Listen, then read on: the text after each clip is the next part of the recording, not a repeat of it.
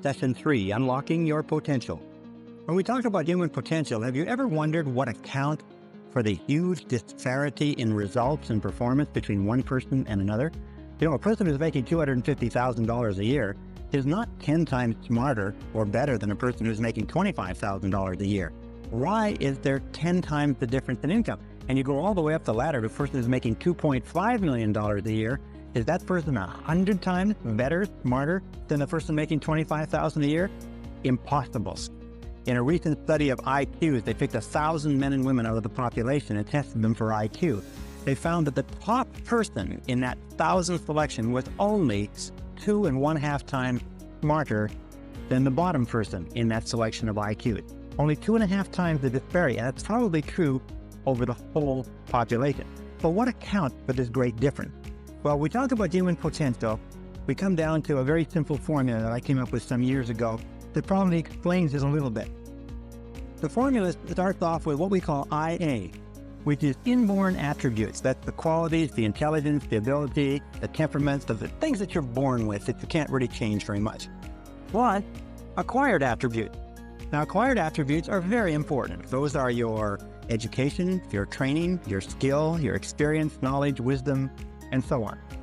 Multiplied times A, which is your attitude, equals individual human potential, or individual human performance, or individual human results, if you like. Now, of these three, inborn attributes are largely fixed at birth. Acquired attributes can be changed, but it takes a while to change them, although sometimes they can be changed very rapidly. One valuable piece of information can dramatically change your effectiveness.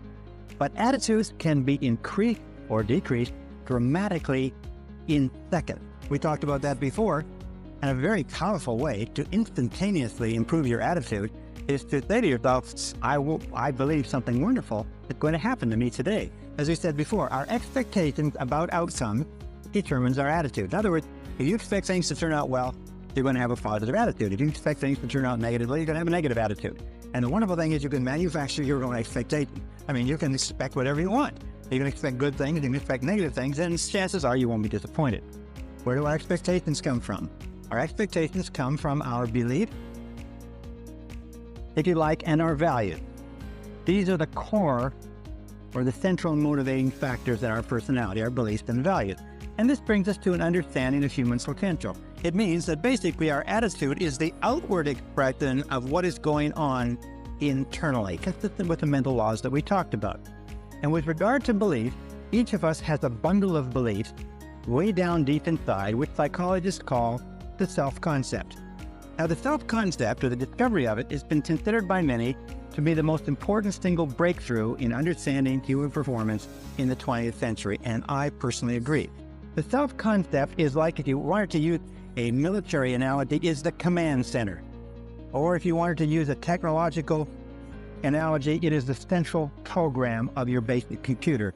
It is the bundle of beliefs, values, attitudes, feelings, ideas, and so on, which are stored away down inside, which are a result of virtually every experience you've ever had in your life. And some researchers say that the self-concept begins to form even before birth.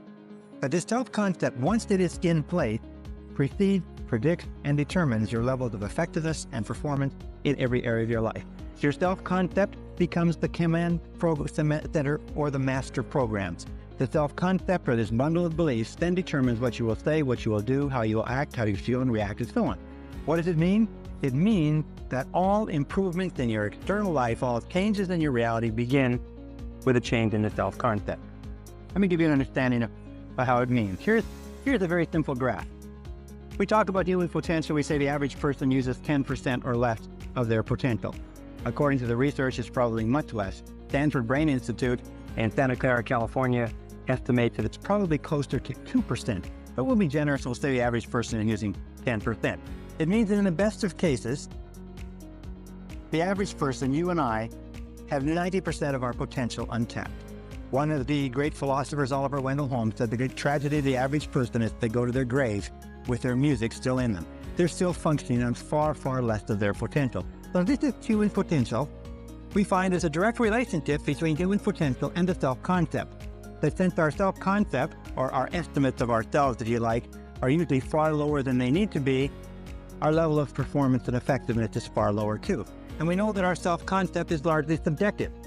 What does that mean? It means that the self-concept, what we believe to be true about ourselves, is really not based in reality. It's based on information that we've taken in.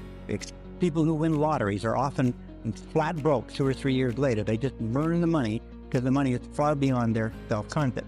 If you go 10% or more below your self-concept level of income, you find yourself scrambling. You work harder, you work longer, you think more creatively. You look at different ways to increase your income or second income opportunity. The only way to improve any part of your life, including your income, is to raise your self-concept level of income by beginning to think about yourself continually in terms of earning more money. If you want to lose weight, the only way you can lose weight is what? Is to think thin, by beginning to think of yourself as a thinner person. If you want to become a more popular, a more loving, a happier person, a healthier person, you have to begin to think over and over about those things until they become part of your new self-concept. And we'll talk about that a little bit later. It's an essential part of programming your mind for success. Your overall self-concept is determined by the average of your self-concepts in all the areas that you consider important. Now, your self-concept is made up of 3 critical parts. The first part of the self-concept is the self-ideal. The self-ideal is yourself as an employee, how much you like yourself as a boss, how much you like yourself as a money earner, a professional speaker, an athlete, and so on. How much you like yourself, your level of self-esteem, your overall emotional feeling about any area of your life determines your performance and effectiveness in that area. Wonderfully enough, since you become what you think about, your self-concept is malleable, your self-esteem can be built by repeating over and over again, I like myself. I like myself. I like myself. I like myself. I like myself. I like myself. The more you say, I like myself, I like myself, I like myself, the more you repeat that over and over again, the more your self-esteem goes up. The more your self-esteem goes up, the more your overall self-concept goes up. When your overall self-concept goes up, you perform better at everything else that you attempt. That every single time you say, I like myself, I like myself, I like myself, I like myself, I like myself, it's like pumping yourself up psychologically. Everything that happens that causes your self-esteem to go up causes you to perform better. Everything that happens that causes your self-esteem to go down causes you to perform worse, make more mistakes, be unhappier, and so on. A critical point about liking yourself, about self-esteem and self-liking, is that number one is you can never like or love anybody else more than you like or love yourself. That your level of self-esteem is the determinant of the quality of the relationships you have with others. And number two is you can never expect anybody else to like or respect you more than you like or respect yourself. And how much you like and respect yourself determines their attitude toward you. Every single school of psychology today is coming to agreement on the fact that how much you genuinely like and accept yourself as a valuable and worthwhile human being has an effect on everything that happens to you. How much you like yourself. And what you can do is you can improve your self-esteem with that. I like myself, I like myself, I like myself, I like myself, I like myself. Well, this brings us to the question, of where does self-esteem, where does the self-concept come from? And we found that self-concept is anything. Self-concept is malleable in that you are not born with a self-concept. Is that you're not born with any idea of yourself. You're not born with self-image or self-esteem, that you're born in a way as pure potential. It's probably the best way to put it. The average person comes into the world as pure potential and has no self-concept. That everything you are today, every feeling that you have, every attitude or value, you had to learn over the course of your lifetime. We also know that the child comes into the world with a very high need for love and touching. And a tremendous amount of research indicates that we need a lot of love and touching all of our lives, but especially in our formative years, because as a child, we learn who we are, how valuable we are, whether we're important, intelligent, attractive, lovable, funny. We learn all of these things by the way our parents treat us.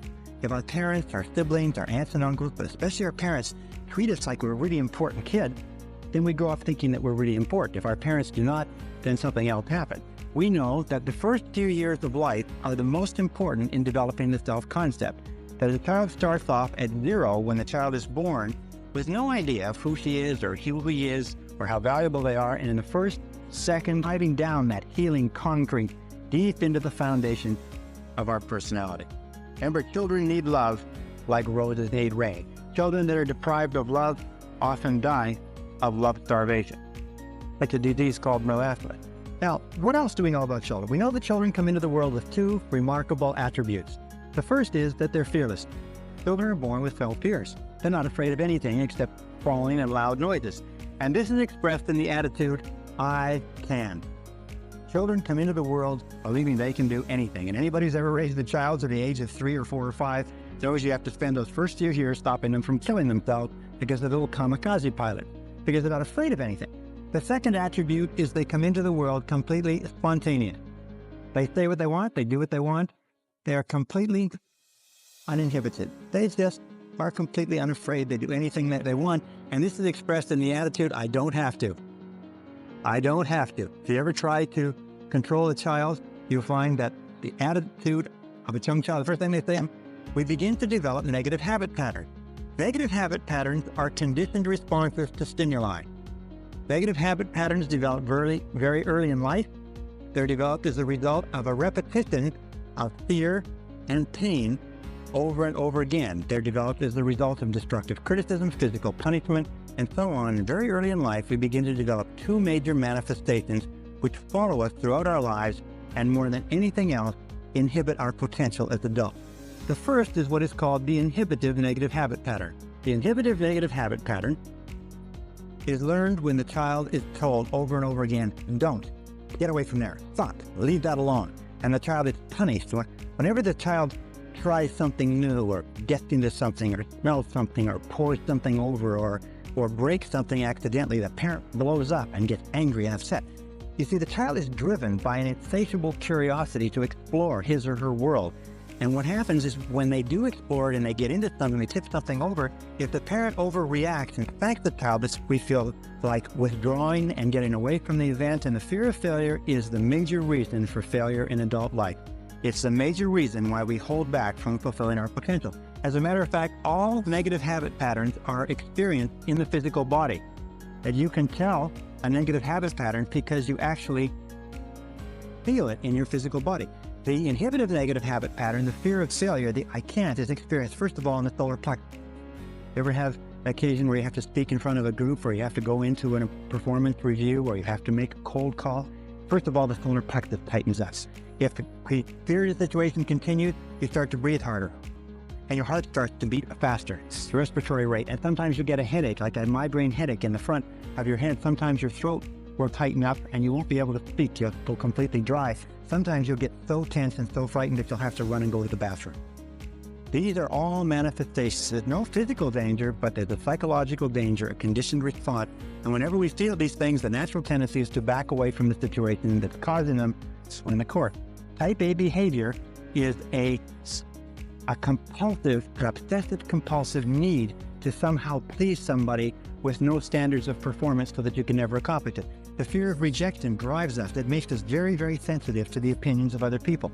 We do things that other people want. We don't do things that we want. We're always trying to please others. We have a preoccupation or a concern with the opinions and feelings and attitudes about it to the point where we deny our own need. Now, the fear of rejection is felt down the back half of the body.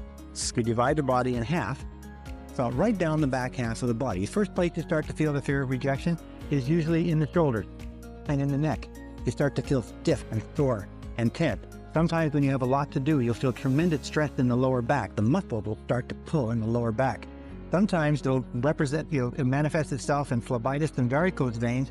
Very often it can give you very bad headache in the back of the head because the carotid arteries that carry blood up into the head, the muscles around them constrict and the amount of blood flow to the head slows down and you feel the pounding headache in the back of your head. These two fears, the compulsive, or these two negative habit patterns, the compulsive and the inhibitive, which are the result of destructive criticism, a great destroyer of personalities, plague us all our lives. Now, the wonderful thing about these is because they are learned habits, we can unlearn them. We can overcome the fear of failure that holds us back.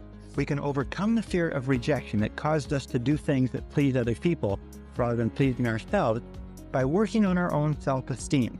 Because there is an inverse relationship between self-esteem and the basic negative habit pattern.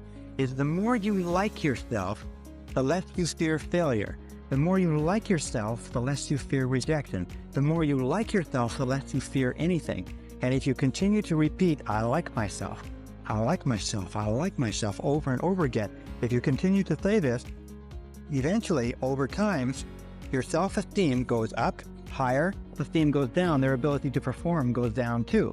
If you destructively criticize a person often enough, long enough, and hard enough, they reach the point where they won't try anything at all.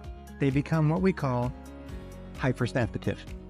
And a hypersensitive adult is a person who cannot take criticisms from anybody. A hypersensitive adult is the person who is very, very tense and anxious if you even suggest that they're not doing the right thing. If you have to deal with a hypersensitive adult, the key is to sit them down and remember 4 things. Number 1, always begin with pray. Number 2 is protect the person's self-esteem at all costs. Number 3 is discuss the performance, not the person. Talk about the behavior rather than the person. And number 4 is it number 4? Number 4 is to focus on the future versus the past. Focus on what is going to be done differently in the future rather than what has happened in the past. Why is that? A very simple reason is because a person cannot control the past. Not being able to control the past, any criticism over what they've done in the past causes them tremendous stress and frustration. You'll make the people around you like, love, accept, and respect themselves, and you'll create a peak performance environment. It is the starting point to great success and achievement in life. So say over and over to yourself, I like myself. I like myself. I like myself. I like myself.